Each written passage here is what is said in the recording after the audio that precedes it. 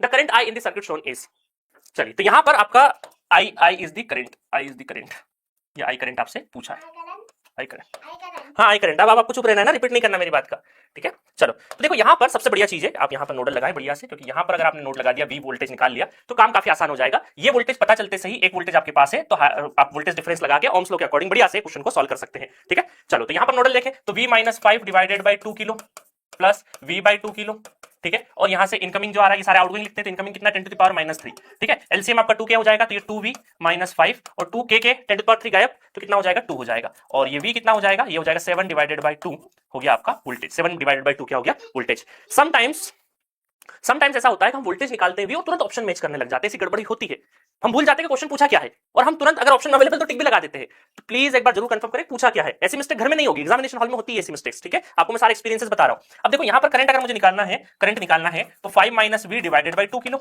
है ना, तो यहां से क्या हो जाएगा, यहां से हो जाएगा 5 minus 7 by 2 divided by 2 kilo, ठीक है। तो मान दो 10, तो 10 में से 3 बाई 2 3 बाई 4 और ये हो जाएगा 10 टू द पावर -3 मतलब 0.75, B is the correct answer, B is the correct answer.